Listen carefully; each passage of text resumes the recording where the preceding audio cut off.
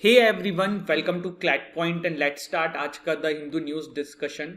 आज का सेशन भी हमारा जो है वो स्टूडियो से नहीं हो रहा है ड्यू टू सम रीजंस। मैं आज गया नहीं हूँ ऑफिस में, बट कल से जो है सेशन फिर हम स्टूडियो से कंटिन्यू करेंगे। बट आज सारा कुछ हमने कवर किया जो एग्जाम के पर्सपेक्टिव से हमारे एग्जाम के लिए इंपॉर्टेंट है। ठीक है, तो चलिए फिर शुरू करते हैं, आगे बढ़ेंगे। उससे पहले क्लैट यूजी 2024 के लिए हमारा एवेंजर बैच शुरू हो चुका है। आप इसकी डिटेल यहाँ से देख सकते हैं और जब भी चाहें आप इसमें इनरोल कर सकते हैं। डेमो क्लासेस भी आपको मिल जाएगा, कॉन्टैक्ट नंबर भी है टीम का, आप कॉन्टैक्ट कर सकते हैं। अभी देखिए यहाँ पे पहला एक आर्टिकल आया हुआ है, इंडिया सेंड्स नोटिस टू पाक टू अमेंड 1960 इंडस पैक्ट। इस कंटेक्स्ट पे आएंगे। इस कंटेक्स्ट पे जानने से पहले ना हम थोड़ा समझते हैं कि ये इंडस वाटर ट्रीटी है क्या, जिसके ऊपर ये पूरी न्यूज़ आज की डेट में आई हुई है। तो देखो, ये रहा इंडस वाटर ट्रीटी का एक मैप फ्रॉम द न्यूज़पेपर। इसमें आपको काफ़ी चीज़ें क्लियर हो जाएंगी। देखो, ईस्टर्न रिवर्स कौन कौन सी हैं, सतलज, बीज, रावी। तो ये आपकी सतलज हो गई, ये आपकी बीज हो गई, ये आपकी रावी हो गई। तो इंडिया का इसके ऊपर एक्सक्लूसिव राइट है according to the Indus water treaty कि इंडिया इसको यूज कर सकता है। वहीं जो वेस्टर्न रिवर है, चेनाब, झेलम और इंडस, इसके ऊपर पाकिस्तान का एक्सक्लूसिव राइट है कि वो इसको अपने पर्पज से यूज कर सकता है। लेकिन ऐसा नहीं है कि इंडिया इन रिवर्स को यूज नहीं कर सकता है। इलेक्ट्रिसिटी, हाइड्रो इलेक्ट्रिक प्रोजेक्ट्स, इन सब के लिए एक्सेप्शंस दिए हुए हैं कि हम इसको यूज कर सकते हैं। देखो, पाकिस्तान जो है ना वो लो रिपेरियन स्टेट है। लो रिपेरियन मतलब देखो, जो नदियां हैं ये बह के इंडिया से वहां जा रही हैं। तो हो क्या रहा है ना कि हम इसको अपने हिसाब से यूज कर सकते हैं, जैसे हाइड्रो इलेक्ट्रिक प्रोजेक्ट में और इन सब चीजों में, क्योंकि ये पानी हमारे यहाँ से इनके यहाँ पहुंच रहा है।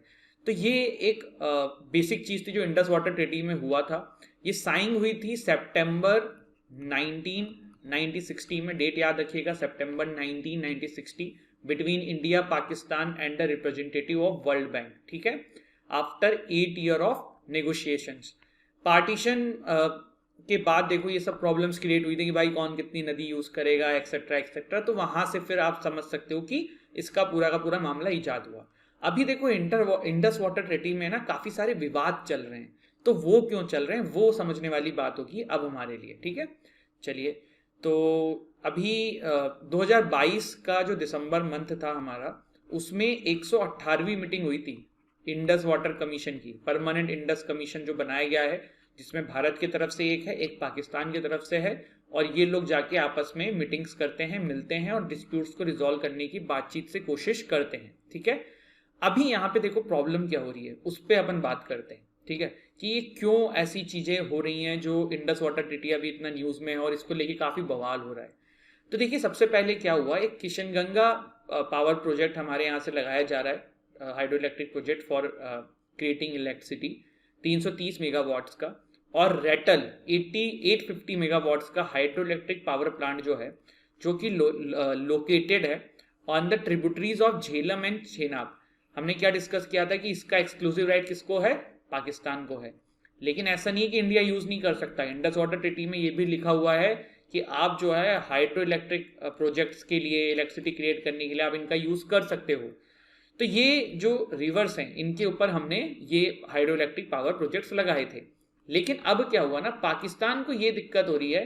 पाकिस्तान ये कह रहा है कि भैया ये आपने प्रोजेक्ट्स लगाए हैं ना, ये सही तरीके से नहीं लगाए हैं और ये इंडस वाटर ट्रीटी में जो चीजें लिखी हुई हैं इसके अगेंस्ट में है और उसका वायलेशन हो रहा है।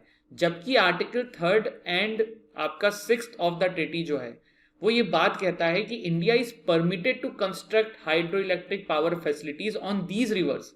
तो भारत ये बोल रहा है कि भैया हम तो सही हैं, हमारा जो ये आर्टिकल 3 एंड आर्टिकल 7 है ये हमें राइट दे रहा है कि हम हाइड्रो इलेक्ट्रिक पावर फैसिलिटीज यहाँ पे लगा सकते हैं। तो पाकिस्तान कह रहा है कि आपने जो है इसको बनाया सही तरीके से नहीं है। फिर क्या हो रहा है, फिर देखो ये हो रहा है कि पाकिस्तान जो है ना वो वर्ल्ड बैंक से ये बोल रहा है कि कोर्ट ऑफ आर्बिट्रेशन अपॉइंट कर दो और वहां पे सेटिंग, मतलब इसके लिए सेट कर दो, वो मैटर देखे कि यार ये क्या चीज थी। ये मैं आपको पुरानी बात बता रहा हूं, पाकिस्तान ये डिमांड कर रहा था कि कोर्ट ऑफ आर्बिट्रेशन क्रिएट कर दो। यहां पे आप देख सकते हो। ठीक है, तो पाकिस्तान की वर्ल्ड बैंक से ये डिमांड थी। भारत की डिमांड ये थी वर्ल्ड बैंक से कि भाई कोर्ट ऑफ आर्बिट्रेशन की क्या जरूरत है, आप एक न्यूट्रल एक्सपर्ट कर दो जो ना पाकिस्तान का हो ना वो इंडिया का हो, और उससे आपको चीज़ें क्रिएट हो जाएं कि भाई न्यूट्रल एक्सपर्ट में चाहे वो डिसाइड करे कि ये इंडिया की तरफ जाएगा कि ये पाकिस्तान की तरफ जाएगा। तो यहाँ पे आपने ये जाना। इसके बाद देखिए डिसएग्रीमेंट भी दोनों के बीच में कंटिन्यू है, क्योंकि जब ये बात इंडिया ने ये डिमांड करी, पाकिस्तान ने अपनी अलग डिमांड करी, तो इसको लेके प्रॉब्लम क्रिएट हो। तो फिर हुआ क्या कि यार ये जो डिस्प्यूट है ना, ये चलता रहा कि भाई इंडिया कह रहा था हमें न्यूट्रल एक्सपर्ट चाहिए, पाकिस्तान कह रहा था कोर्ट ऑफ आर्बिट्रेशन अपॉइंट कर दो। फिर फाइनली क्या हुआ, वर्ल्ड बैंक ने दोनों कंट्रीज की बात रखते हुए कोर्ट ऑफ आर्बिट्रेशन के एक्सपर्ट को भी इंक्लूड किया और एक न्यूट्रल एक्सपर्ट को भी इंक्लूड किया। वर्ल्ड बैंक ने क्या किया, न्यूट्रल एक्सपर्ट को भी इंक्लूड किया एंड आपका जो कोर्ट ऑफ आर्बिट्रेशन है उनके मेंबर्स को भी इस पैनल में इंक्लूड किया, और फिर ये कहा कि अब आप लोग डिसाइड करिए कि होना क्या है क्या नहीं होना है। ठीक है, तो ये वाली चीजें थी। अब बात यहीं पे नहीं थमी, वो सारी चीजें चलती रही। रिसेंटली जो है ना, पाकिस्तान ने Pakal Dul and lower Kalnai hydro power plant जो हैं मरसुदार रिवर के ऊपर, जो कि छेनाब की ट्रिब्यूटरी है, तो अब पाकिस्तान को यहां भी दिक्कत होने लगी। पाकिस्तान ने अब इस पे भी ऑब्जेक्शन उठा दिया कि भाई ये भी गलत तरीके से बना है, और ये धीरे धीरे मतलब आप समझ रहे हो कि क्या करने की कोशिश कर रहे हैं, ये सारी चीजों में ऑब्जेक्शन क्रिएट कर रहे हैं कि हमें इससे भी दिक्कत है, हमें इससे भी दिक्कत है। यही नहीं, फिर भारत ने भी बोला कि यार पाकिस्तान ने जो है फजलिका ड्रेन जो है इसको ब्लॉक कर दिया है। फजलिका ड्रेन मतलब यहाँ पे ब्लॉक का मतलब क्या होता है, देखो यहाँ पे इन्होंने ब्लॉक कर दिया पानी, तो पानी अगर यहाँ से ब्लॉक कर दिया गया तो पानी इस एरिया में पूरा इकट्ठा हो जाएगा, तो जो यहाँ पे खेती बाड़ी होगी वो समस्या में आ जाएगी, फ्लड के चांसेस हैं। तो पाकिस्तान ये हरकतें करता रहता है। तो भारत ने भी बोला कि भाई पाकिस्तान जो है ये फजलिका वाला जो ड्रेन है इसको ब्लॉक करके बैठा हुआ है। तो ये पूरा मसला जो है ना ये चला आ रहा है, और इंडस वाटर ट्रीटी में ये चीज़ें चलती रहती हैं। ठीक है, अब इंडस वाटर ट्रीटी में कुछ चीज़ें आपको जो फैक्ट्स ध्यान रखने हैं, वो कब हुई थी, डेट याद रख लेना, कौन सी रिवर किसको मिली हुई है ये भी ध्यान रखना। ऐसा नहीं है कि इंडिया इसको यूज़ नहीं कर सकता है, हाइड्रो इलेक्ट्रिक पावर प्रोजेक्ट और बहुत सारी इसमें एक्सेप्शंस दिए हुए हैं जिसके लिए हम इसको यूज़ कर सकते हैं। ठीक है, अब अभी क्या न्यूज़ है, तो इस्लामाबाद ने अप्रोच किया है कोर्ट ऑफ आर्बिट्रेशन को कि हमें जो है ना 2 हाइड्रो पावर जो प्रोजेक्ट हैं जम्मू एंड कश्मीर के, इस पे भी अब ऑब्जेक्शन है, मतलब ये थमने का नाम नहीं ले रहे हैं। अब सिर्फ यही नहीं है, भारत ने बोला कि भाई ये आपका इंडस वाटर ट्रीटी जो है ना इसका वायलेशन कर रहे हो, आप यूनिलेटरल डिसाइड करके कोर्ट ऑफ आर्बिट्रेशन कैसे जा सकते हो, दोनों को मिलकर डिसाइड करना है ना कि सॉल्यूशन कैसे निकलेगा, तो वो वाली चीज़ है। तो इंडिया ने नोटिस सेंड किया है पाकिस्तान को टू अमेंड 1960 इंडस पैक्ट, यहाँ पे हमने ये देखा। ठीक है, अब 62 ईयर्स का ये हो चुका है और सारी चीज़ें हमें पता चल गई हैं। Kishan Ganga Ratle hydro power projects both in Jammu and Kashmir, ये मैंने आपको पीछे बता ही दिया है, उसी के ऊपर डिस्प्यूट ये चल रहा है पूरा। बस और तो इसमें कुछ खास चीज़ें यहाँ पे हमारे एग्जाम के पर्सपेक्टिव से है नहीं। ठीक है, चलिए बढ़ते हैं आगे, आगे की न्यूज़ देखते हैं। इसके बाद देखिए अगली न्यूज़ जो है ना वो आपकी हमारी डील करती है ग्रेट एक्सपेक्टेशन से, मतलब बजट आने वाला है। देखो फैब मंथ आ गया है, बजट आने वाला है 2023। बजट आएगा तो डिटेल में बजट के बारे में पढ़ेंगे, इकोनॉमिक सर्वे के बारे में पढ़ेंगे और उसको समय डिटेल में किया जाएगा। ठीक है, तो उसके लिए परेशान होने की जरूरत नहीं है, तब पूरा बैकग्राउंड बजट का एंड एक्सेट्रा सारी चीज़ें देख ली जाएंगी। अब फॉरेन पेज की कुछ न्यूज़ देख लेते हैं। Syria to blame for 2018 chlorine attack in Douma says watchdog. Thai ruling party names deputy PM as main election candidate. छोटी छोटी न्यूज़ हैं, पढ़ लो देख लो। Fiji suspend national police chief a close aide of ex prime minister. Japan to drop mask guidelines, relax कोविड-19 rules from May. ठीक है, यहाँ पे देखिए फिर से एक फॉरेन पेज पे एक न्यूज़ आई है regarding West Bank on the edge after Israel raids rocket attacks. तो अगर मैं इसको न्यूज़ तो ठीक है पढ़ लेना वही बात है, लेकिन यहाँ पे टॉपिक कौन सा कवर हुआ है, इजराइल पैलेस्टीन इशू, तो ये आप लोगों को करना है। अब ये करने के लिए ये देखिए सेशन है हमारा जो 4 जनवरी 2023 का सेशन है, उस दिन हमने इस टॉपिक को बहुत डिटेल में 360 डिग्री एनालिसिस करी है। तो जिन्होंने उस दिन ये देखा था और नोट डाउन करके पढ़ लिया है बहुत अच्छी बात है, जिन्होंने नहीं देखा है वो इस सेशन को ओपन करें। आपको मैंने डेट बता दिया है, आप एग्जैक्ट ये सर्च कर सकते हैं या फिर वीडियोस में जाके हिंदू की जो प्लेलिस्ट है वहां से 4 जनवरी में ये वाला आर्टिकल उठा के पढ़ सकते हैं। ठीक है, और यहाँ पे हुआ क्या है, इजराइल की रेड्स हो रही हैं, रॉकेट अटैक्स हो रही हैं पैलेस्टीन्स के ऊपर, पैलेस्टीनियन मिलिटेंट्स के ऊपर, इसराइल का यही कहना है कि पैलेस्टीनियन मिलिटेंट जो हैं वो सरेंडर करें, वरना हम ये जो हमारा ये पूरा का पूरा हमारा मिशन है इसको हम कंटिन्यू रखेंगे, ऑपरेशन है इसे कंटिन्यू रखेंगे। अब है tough new election criteria in Myanmar. पहले बैकग्राउंड थोड़ा सा देख लेते हैं। म्यांमार क्या है, 1948 में इनको आज़ादी मिलती है। उसके बाद क्या होता है, इसके बाद यहाँ पे क्या है, म्यांमार के अंदर ना बहुत सारे एथनिक ग्रुप्स हैं, तो काइंड ऑफ कोई भी ये नहीं चाह रहा था कि इसकी सरकार रहे इसकी सरकार रहे, सभी लोग पावर में आना चाह रहे थे, तो काइंड ऑफ सिविल वॉर की सिचुएशन क्रिएट हो गई। तो 1962 तक म्यांमार के अंदर फिर मिलिट्री कूप हो गया। क्या हो गया, मिलिट्री कूप। मिलिट्री कूप को क्या बोलते हैं, जनता गवर्नमेंट का मतलब क्या होता है कि मिलिट्री के द्वारा उस जगह की सरकार चलाई जा रही है, ठीक है।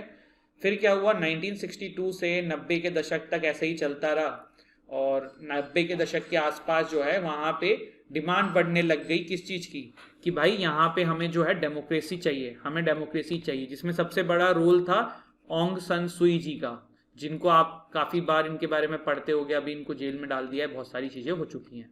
तो जब ये प्रोटेस्ट होने लगा तो 2008 के अंदर म्यांमार ने जो है वो थोड़े से जो वहाँ की मिलिट्री है उन्होंने घुटने हल्के फुल्के टेके, और उन्होंने कहा कि चलो ठीक है, हम हमारे देश में डेमोक्रेसी लाते हैं। 2008 में म्यांमार को पहली बार कॉन्स्टिट्यूशन मिलता है, बट उस कॉन्स्टिट्यूशन के अंदर मिलिट्री एक गेम खेलती है। वो ये गेम ये खेलती है कि 25% सीट जो है ना पार्लियामेंट की, वो रिजर्व रहेगी किसके लिए, मिलिट्री के लिए। और एक और गेम खेलती है, एक और गेम क्या खेलती है कि भाई अगर हमारे देश का किसी को लीडर बनना है तो उसका स्पाउस जो है ना वो फॉरेनर नहीं होना चाहिए। मतलब हमारे देश का कॉन्स्टिट्यूशनल हेड बनना है, प्राइम मिनिस्टर बनना है, प्रेसिडेंट बनना है, तो भाई आपको जो है ना आपका स्पाउस जो है वो फॉरेनर नहीं होना चाहिए। बट हुआ एकदम उल्टा। उल्टा कैसे हुआ, क्योंकि भाई ऑन्ग सन सुई जी जो हैं, जो मेन लीडर थी, उनकी फोटो मैं यहाँ लगाना भूल गया हूँ, बट आई होप आप सभी लोग जानते होंगे, उनके जो पति थे वो फॉरेनर थे, जिस वजह से वो फिर काइंड ऑफ एलिमिनेट हो गई कि भाई वो हेड नहीं बन सकती हैं। लेकिन इनकी पॉलिटिकल पार्टी तो बन सकती है, जीत सकती है, और इनका द्वारा कोई भी बंदा खड़ा किया जा सकता है जो इनके बिहाफ पे फैसले ले। तो वही हुआ, 2000 इनकी सरकार आई, 2015 में भी आई, 2020 में बहुत बहुमत से ये इलेक्शन जीत गए।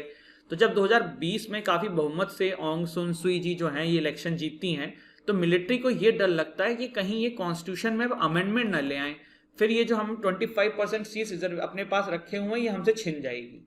तो इस चक्कर में मिलिट्री ये बोलता है कि भाई रिगिंग इन द इलेक्शन हुआ है, और वहां पे उसके बाद मिलिट्री कूप हो जाता है। अभी वहां पे क्या सिचुएशन है, अभी सिचुएशन ये है कि जितने भी ये सारे लीडर्स थे इन सबको हाउस अरेस्ट, जेल में इस तरीके से डाल दिया गया है।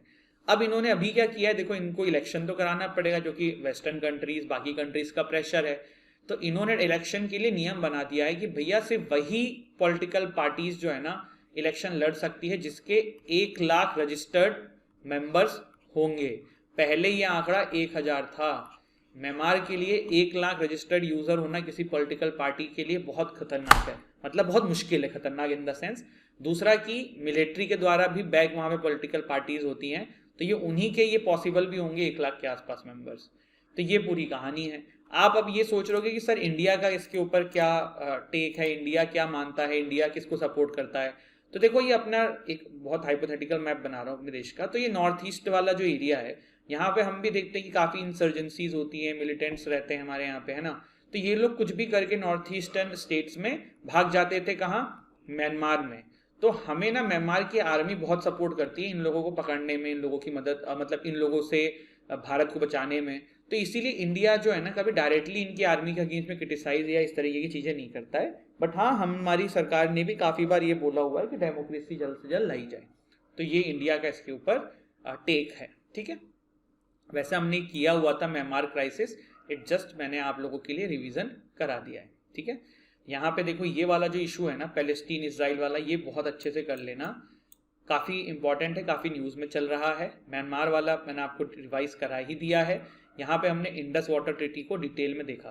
तो आज के सेशन में हमने जो 3 इंपॉर्टेंट आर्टिकल देखे हैं, पहला देखा है इंडस वाटर ट्रीटी, दूसरा हमने देखा है इजराइल पैलेस्टीन, और तीसरा हमने देखा है म्यांमार क्राइसिस, ठीक है। तो ये 3 आर्टिकल आज के सेशन से टेक अवेज हैं जो आपके नोट्स में होने चाहिए। अगर पहले हैं ऑलरेडी तो बहुत अच्छी बात है, अगर नहीं है तो आज इन तीनों को नोट मेकिंग के थ्रू अपने अंदर, मतलब अपने नोट्स में इंक्लूड कर लीजिए। आप हमारे कोर्सेज में इनरोल कर सकते हैं। CLAT UG 2024 avenger batch it's going on. 2025 के लिए विजेता बैच चल रहा है। एप्लीकेशन से आपको डिस्क्रिप्शन से आपको एप्लीकेशन डाउनलोड करनी है। आप डेमो क्लास देख सकते हैं, आप हमें कांटेक्ट कर सकते हैं। आपको जो भी जानकारी चाहिए इसमें सारी जानकारी आपको हमारी टीम की तरफ से प्रोवाइड करा दी जाएगी। Thank you so much. जय हिंद।